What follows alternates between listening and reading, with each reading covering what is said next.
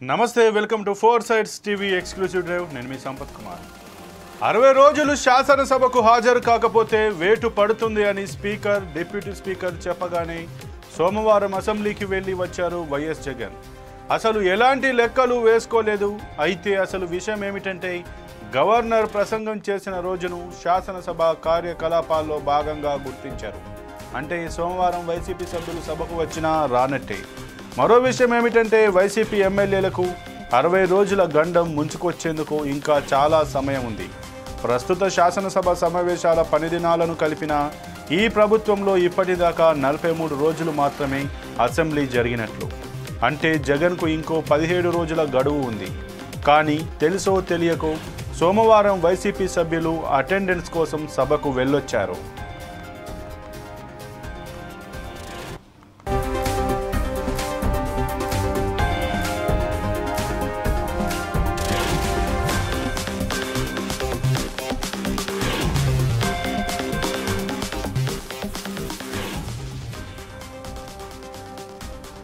రాజ్యాంగంలోని ఆర్టికల్ 190 ప్రకారం ఒక ఎమ్మెల్యే 60 రోజుల పాటు అసెంబ్లీకి గైర్హాజరైతే ఆ స్థానాన్ని ఖాళీగా ప్రకటించే అధికారం స్పీకర్కు ఉంది అయితే అసెంబ్లీ ప్రోరోగ్ అయిన సమావేశాలు జరుగుతున్నప్పుడు 4 రోజుల కన్నా ఎక్కువ సెలవులు వచ్చినా వాటిని 60 రోజుల్లో కలపరు కూటమి ప్రభుత్వం వచ్చాక అసెంబ్లీ తొలి సెషన్ 2024 జూన్ 21న 22న జరిగింది ఎమ్మెల్యేల ప్రమాణ స్వీకారాలకే సరిపోయింది తొలి సెషన్లో భాగంగానే 2024 జూలై 22 నుంచి జూలై 26 వరకు 5 రోజులు సభ జరిగింది రెండో సెషన్ 2024 నవంబర్ 11 నుంచి 22 వరకు జరిగింది తాజాగా మూడో సెషన్ సోమవారం ప్రారంభమైంది ఈ సమావేశాలు మార్చి 21 వరకు జరుగుతాయి అయితే ప్రమాణ స్వీకార రోజులను మినహాయించి 3 సెషన్ల సమయాన్ని పరిగణలోకి తీసుకుంటే అసెంబ్లీ సమావేశాలు 43 రోజుల పాటు జరిగినట్లు అంటే జగన్కు ఇంకా 17 రోజుల సమయం ఉంది 60 రోజుల హాజరు అంశం పదే పదే తెరపైకి రావడంతో ఎక్కడ అనర్హత వేటు పడుతుందో అనే భయంతో జగన్ సోమవారం అసెంబ్లీకి వచ్చారనే ప్రచారం జరుగుతోంది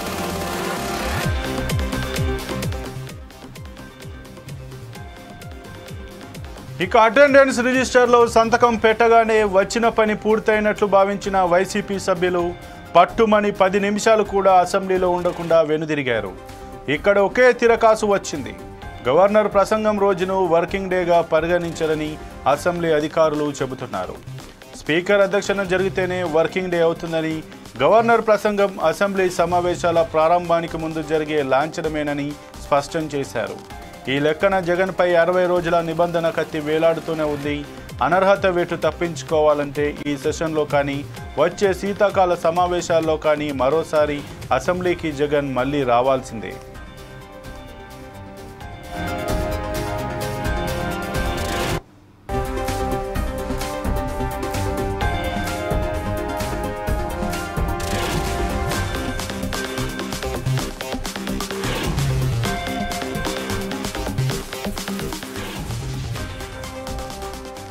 శాసనసభ్యుడిగా గతేడాది ప్రమాణ స్వీకారం చేశాక రెండోసారి సోమవారం జగన్ అసెంబ్లీకి వచ్చారు వైసీపీ ఎమ్మెల్యేలు ఎమ్మెల్సీలను వెంటబెట్టుకుని అసెంబ్లీ ఆవరణలోకి ప్రవేశించారు పార్టీకో నుంచి ప్రవేశించగానే ఎదురుగా ఎమ్మెల్యేలు సంతకాలు పెట్టేందుకు ఏర్పాటు చేసిన రిజిస్టర్లో ఆయన సంతకం చేశారు తర్వాత సభలోకి వెళ్లి కాసేపటికే బాయ్కాట్ చేసి ఇంటికి వెళ్ళిపోయారు 60 రోజుల పాటు వరుసగా సభకు హాజరవ్వకపోతే ఆటోమేటిక్గా అనర్హత వేటు పడుతుందని సభాపతి ఉపసభాపతి ఇప్పటికే అధికారికంగా ప్రకటించారు ఈ నేపథ్యంలో జగన్ హాజరు కోసమే సోమవారం సభకు వచ్చారని అసెంబ్లీ ఆవరణలో విస్తృత చర్చ జరిగింది జగన్ సభకు వచ్చి సంతకమైతే పెట్టి వెళ్లిపోయారు, కానీ దాన్ని హాజరుగా పరిగణించే అవకాశం లేదని అసెంబ్లీ వర్గాలు స్పష్టం చేస్తున్నాయి.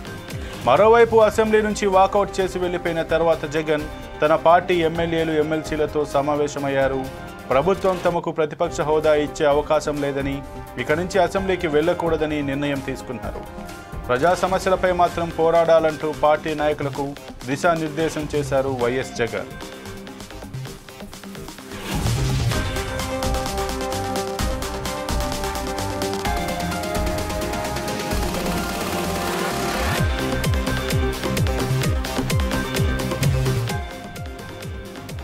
సభలో స్పీకర్ అధ్యక్షతన జరిగే సమావేశాలనే పని దినాలు సిట్టింగ్గా పరిగణిస్తారు.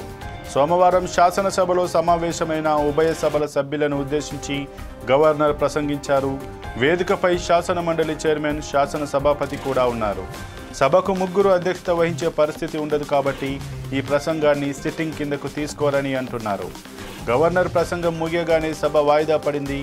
గవర్నర్ ప్రసంగంపై మంగళవారం ధన్యవాద తీర్మానం చేయాల్సి ఉన్నందున దానికి ముందుగా ఆ ప్రసంగాన్ని శాసనసభ మండలిలో టేబుల్ చేస్తారు. అప్పుడే అది రికార్డుల్లోకి వస్తుందని అసెంబ్లీ వర్గాలు చెబుతున్నాయి. కాబట్టి సాంకేతికంగా సోమవారాన్ని సిట్టింగ్గా పరిగణించారు.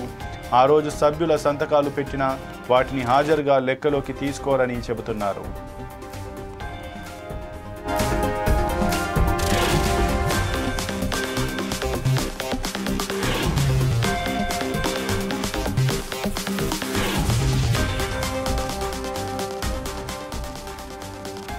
పార్లమెంట్లో రాష్ట్రపతి ఉభయ సభలను ఉద్దేశించి చేసే ప్రసంగం కూడా ఇక్కడ అసెంబ్లీలో గవర్నర్ ప్రసంగం లాగే వెంటనే రికార్డులోకి రాదంటున్నారు. అయితే రాష్ట్రపతి ప్రసంగం ముగిశాక కాసేపు వాయిదా వేసి తర్వాత రాజ్యసభ, లోక్సభ వేర్వేరుగా అదే రోజు సమావేశమవుతాయి. అప్పుడు రాష్ట్రపతి ప్రసంగాన్ని ఆయా సభల్లో ప్రవేశపెడతారు. కాబట్టి అది అధికారికంగా పనిదినమవుతుంది. జాయింట్ సెషన్ అనే ప్రొవిజన్ రాజ్యాంగం ప్రకారం పార్లమెంట్కే ఉందని చెబుతున్నారు. ఏదైనా బిల్లు విషయంలో లోక్సభ, రాజ్యసభ మధ్య విభేదం వచ్చినప్పుడు లోక్సభ స్పీకర్ అధ్యక్షతన రెండు సభలను కలిపి జాయింట్ సెషన్ నిర్వహించే వీలుంటుంది. అలాంటి వెసులుబాటు అసెంబ్లీకి లేదని నిపుణులు స్పష్టం చేస్తున్నారు. కాబట్టి సోమవారం గవర్నర్ ప్రసంగానికి జగన్ హాజరైనా అది అసెంబ్లీ సెషన్లో పాల్గొన్నట్లు కాదు. కాబట్టి ఆయనకు సమయం ఇంకాస్త ఉన్నందున తప్పక మళ్లీ రావాల్సిందే అని అసెంబ్లీ అధికారులు అంటున్నారు.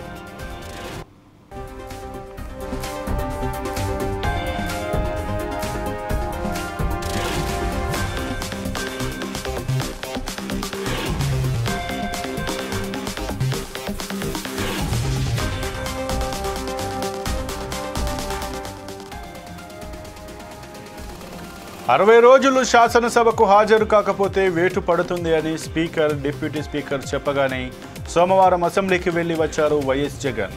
అసలు ఎలాంటి లెక్కలు వేసుకోలేదు. అయితే అసలు విషయం ఏమిటంటే గవర్నర్ ప్రసంగం చేసిన రోజును శాసనసభ కార్యకలాపాల్లో భాగంగా గుర్తించారు. అంటే సోమవారం వైసీపీ సభ్యులు సభకు వచ్చినా రానట్టే. మరో విషయం ఏమిటంటే వైసీపీ ఎమ్మెల్యేలకు 60 రోజుల గండం ముంచుకొచ్చేందుకు ఇంకా చాలా సమయం ఉంది. ప్రస్తుత శాసనసభ సమావేశాల పని దినాలను కలిపిన ఈ ప్రభుత్వంలో ఇప్పటిదాకా 43 రోజులు మాత్రమే అసెంబ్లీ జరిగినట్లు. అంటే జగన్కు ఇంకో 17 రోజుల గడువు ఉంది. కానీ తెలుసో తెలియకో సోమవారం వైసీపీ సభ్యులు అటెండెన్స్ కోసం సభకు వెళ్ళొచ్చారు.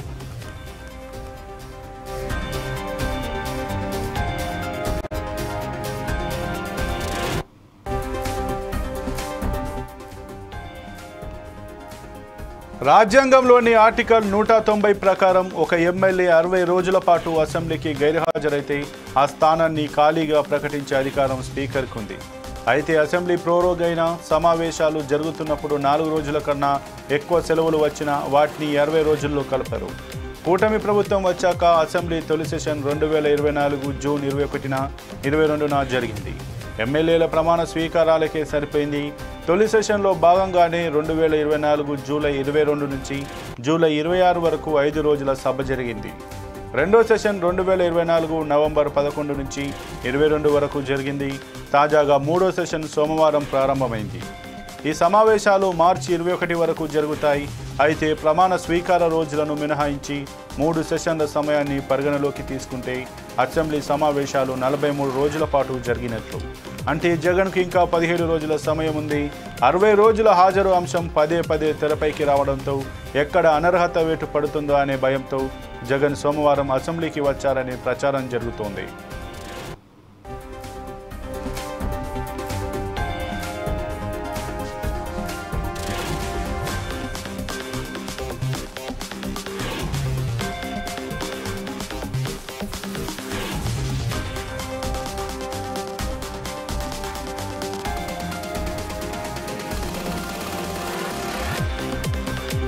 అటెండెన్స్ రిజిస్టర్లో సంతకం పెట్టగానే వచ్చిన పని పూర్తయినట్లు భావించిన వైసీపీ సభ్యులు పట్టుమని 10 నిమిషాలు కూడా అసెంబ్లీలో ఉండకుండా వెనుదిరిగారు. ఇక్కడే ఓ తిరకాసు వచ్చింది. గవర్నర్ ప్రసంగం రోజును వర్కింగ్ డేగా పరిగణించరని అసెంబ్లీ అధికారులు చెబుతున్నారు. స్పీకర్ అధ్యక్షతన జరిగితేనే వర్కింగ్ డే అవుతుందని, గవర్నర్ ప్రసంగం అసెంబ్లీ సమావేశాల ప్రారంభానికి ముందు జరిగే లాంఛనమేనని స్పష్టం చేశారు. ఈ లెక్కన జగన్పై 60 రోజుల నిబంధన కత్తి వేలాడుతూనే ఉంది. అనర్హత వేటు తప్పించుకోవాలంటే ఈ సెషన్లో కానీ వచ్చే శీతాకాల సమావేశాల్లో కానీ మరోసారి అసెంబ్లీకి జగన్ మళ్ళీ రావాల్సిందే.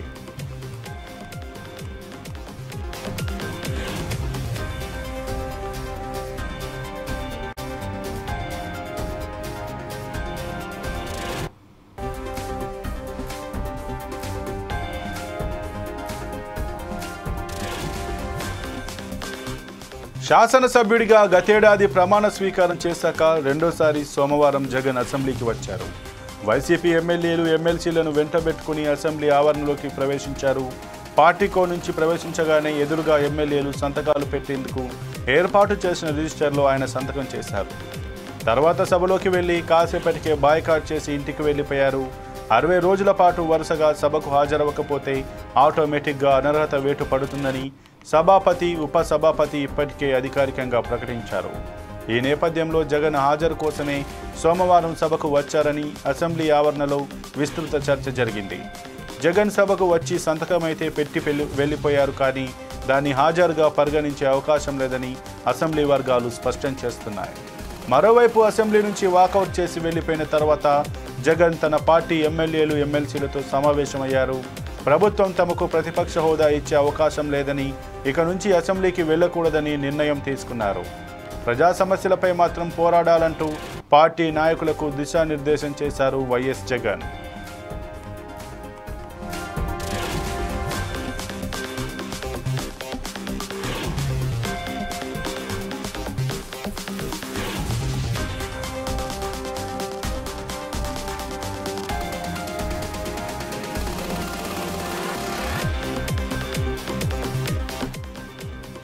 సభలో స్పీకర్ అధ్యక్షతన జరిగే సమావేశాలనే పని దినాలు సిట్టింగ్గా పరిగణిస్తారు. సోమవారం శాసనసభలో సమావేశమైన ఉభయ సభల సభ్యులను ఉద్దేశించి గవర్నర్ ప్రసంగించారు. వేదికపై శాసన మండలి చైర్మన్, శాసన సభాపతి కూడా ఉన్నారు. సభకు 3 అధ్యక్షత వహించే పరిస్థితి ఉండదు కాబట్టి ఈ ప్రసంగాన్ని సిట్టింగ్ కిందకు తీసుకోరని అంటున్నారు. గవర్నర్ ప్రసంగం ముగియగానే సభ వాయిదా పడింది. గవర్నర్ ప్రసంగంపై మంగళవారం ధన్యవాద తీర్మానం చేయాల్సి ఉన్నందున దానికి ముందుగా ఆ ప్రసంగాన్ని శాసనసభ మండలిలో టేబుల్ చేస్తారు. అప్పుడే అది రికార్డుల్లోకి వస్తుందని అసెంబ్లీ వర్గాలు చెబుతున్నాయి. కాబట్టి సాంకేతికంగా సోమవారాన్ని సిట్టింగ్గా పరిగణించారు. ఆ రోజు సభ్యులు సంతకాలు పెట్టినా వాటిని హాజరుగా లెక్కలోకి తీసుకోరని చెబుతున్నారు.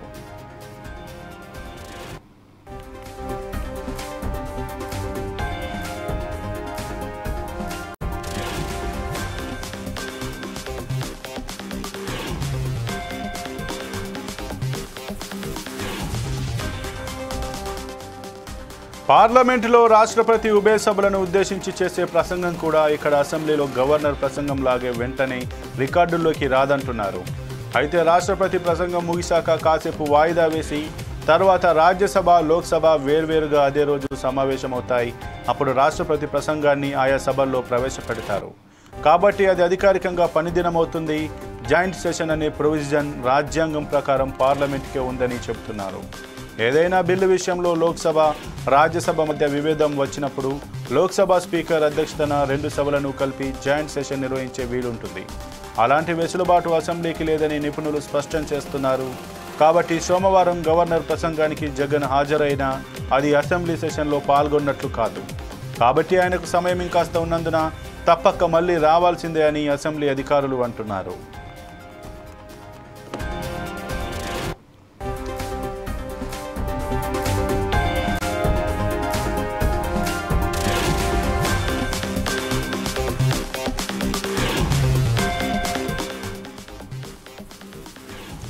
ఇక ఏదేమైనా అసెంబ్లీకి 60 రోజుల గడువులో ఒక్కరోజు కూడా హాజరు కాకపోతే వారిపైన అనర్హత వేటు వేస్తామంటూ ఆటోమేటిక్గా ఇటు సభాపతి ఉపసభాపతి వెల్లడించిన నేపథ్యంలో నిన్న గవర్నర్ బడ్జెట్ పైన గవర్నర్ ప్రసంగం ఉన్న నేపథ్యంలో జగన్కి సంబంధించి వైసీపీ పార్టీ ఎమ్మెల్యేలు అయితే నిన్న ఈ యొక్క అసెంబ్లీలో పాల్గొన్నట్టుగా తెలుస్తుంది. వారు సంతకం పెట్టిన 10 నిమిషాలు కూడా ఉండకుండా అక్కడి నుంచి బాయ్కాట్ చేసి వెళ్ళినట్టుగా తెలుస్తుంది. కానీ అది గవర్నర్ ప్రసంగం, అది అధికారికంగా హాజరు లెక్కలోకి రాదు కాబట్టి మళ్ళీ జగన్ రావాల్సి ఉంటుందంటూ కూడా అసెంబ్లీ వర్గాలు అయితే చెప్తున్నటువంటి పరిస్థితి కనబడుతుంది. ఇంకా 17 రోజుల వ్యవధి జగన్కు ఉన్నందున ఏ సెషన్లో కానీ మళ్ళీ శీతాకాల సెషన్లో కానీ వచ్చేటువంటి ఖచ్చితంగా హాజరు కావాల్సిన అవసరం అయితే ఉన్నట్టుగానైతే మనకు తెలుస్తుంది.